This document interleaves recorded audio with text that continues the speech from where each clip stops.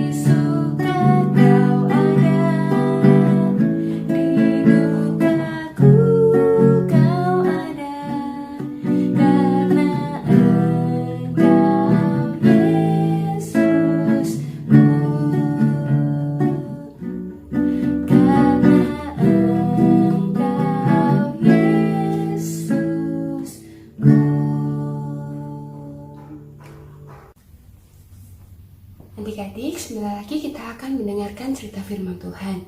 Oleh karena itu, mari kita siapkan hati kita siapkan telinga kita siapkan mata kita untuk memperhatikan firman Tuhan. Mari kita berdoa ya.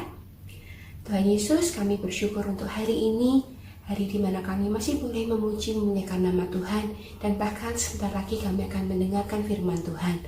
Tuhan tolong kami agar kami bisa mendengarkan dengan baik, kami mengerti cerita firman-Mu pada pagi hari ini. Terima kasih Tuhan, di dalam nama Tuhan Yesus Kristus kami berdoa, kami sambut firman Tuhan pada pagi hari ini. Amin. Adik-adik masih ingat cerita minggu lalu? Ya, minggu lalu Kak Tiffany bercerita tentang Yesus yang naik ke surga.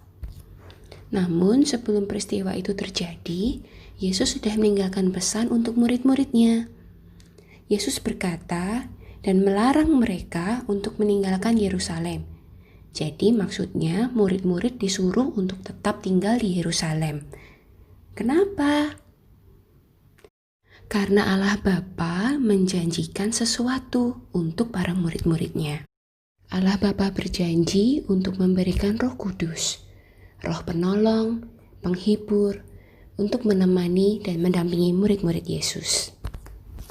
Jadi setelah Yesus naik ke surga itu, murid-murid Yesus kembali ke Yerusalem. Setelah tiba di kota Yerusalem, mereka pergi ke ruang atas, tempat mereka sedang menumpang. Ada murid-murid di sana dan juga ada Maria, ibu Yesus, dengan saudara-saudara Yesus. Mereka semua yang ada di ruang atas itu bertekun, bersatu hati, semuanya berdoa bersama-sama. Sampai kemudian tibalah hari Pentakosta. Pada waktu itu hari Pentakosta itu seperti hari raya panen. Jadi banyak orang datang ke Yerusalem. Dan pada hari itu juga semua orang yang percaya berkumpul di satu tempat. Orang-orang percaya ini adalah murid-murid Yesus, baik yang rasul-rasul maupun murid-muridnya yang lainnya. Nah, saat mereka sedang berkumpul ini, tiba-tiba mereka mendengar sesuatu. Ada dari langit satu bunyi seperti tiupan angin keras yang memenuhi seluruh rumah. Mereka bingung, ini apa? Angin dari mana? Lalu tampaklah kepada mereka lidah-lidah seperti nyala api yang bertebaran dan hingga pada mereka masing-masing. Ternyata itulah Roh Kudus. Roh Kudus dalam rupa lidah-lidah api hinggap di atas kepala murid-murid. Dan mereka penuh dengan Roh Kudus. Lalu mereka mulai berkata-kata dalam bahasa-bahasa yang lain, dalam bahasa yang sebelumnya tidak mereka tahu. Namun bahasa-bahasa itulah yang diberikan Roh Kudus itu kepada mereka untuk mengatakannya. Hal itu membuat semua orang yang lainnya bingung. Ada orang-orang lain yang berkumpul ketika mendengar suara tiupan angin. Dan mereka ini berasal dari negeri-negeri yang lain. Ada orang Parsia, Media, Elam, orang-orang dari Mesopotamia, Yudea, Kapadokia, Pontus, Asia, Frigia, Pamfilia, Mesir, dan daerah-daerah Libya yang berdekatan dengan Kirene, dan juga ada pendatang-pendatang dari Roma. Ada juga orang dari Kreta dan orang Arab. Mereka ini heran, tercengang-cengang, kagum. Loh, mereka kan orang Galilea. Tapi kok mereka bisa bicara dengan bahasa kita ya? Itulah pekerjaan luar biasa Roh Kudus. Dia memberikan bahasa-bahasa yang baru kepada murid-muridnya yang ada pada saat itu, agar dengan bahasa-bahasa itulah mereka berkata-kata, mereka menceritakan perbuatan-perbuatan besar yang dilakukan Allah. Sehingga orang-orang yang bukan dari Galilea ini, mereka juga mengerti bahwa Allah adalah Allah yang besar, Allah yang mampu melakukan segala sesuatunya. Jadi pagi hari ini, sebagaimana rasul-rasul yang terus berdoa, meminta sampai Roh Kudus memenuhi hati mereka, dan pagi ini kita juga akan berdoa meminta agar Roh Kudus memenuhi hati kita semua. Kita sambil nyanyi ya. Jadi Bapak Ibu, Papa Mama yang ada di rumah bisa mendampingi anak-anak untuk kita berdoa bersama-sama. Berikan satu pujian, penuhi sekarang Tuhan, penuhilah hidup kami.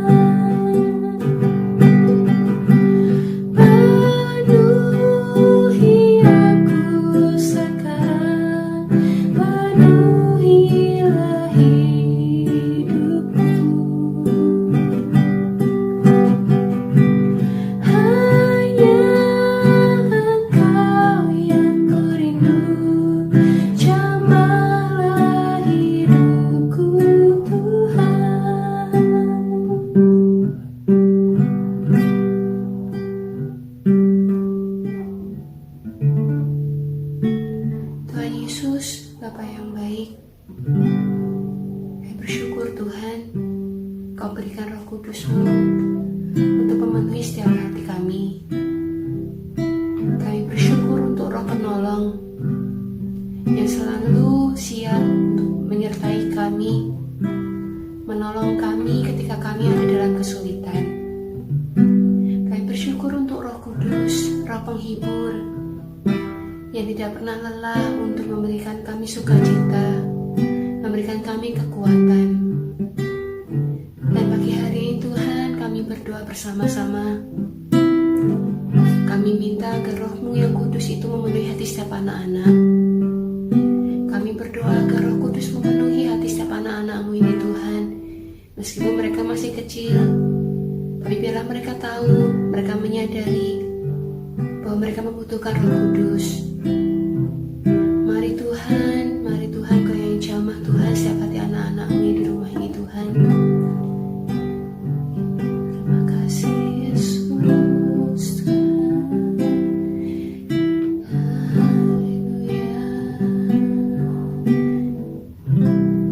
Mari Roh Kudus, Kau yang penuhi setiap hati anak-anak-Mu ini.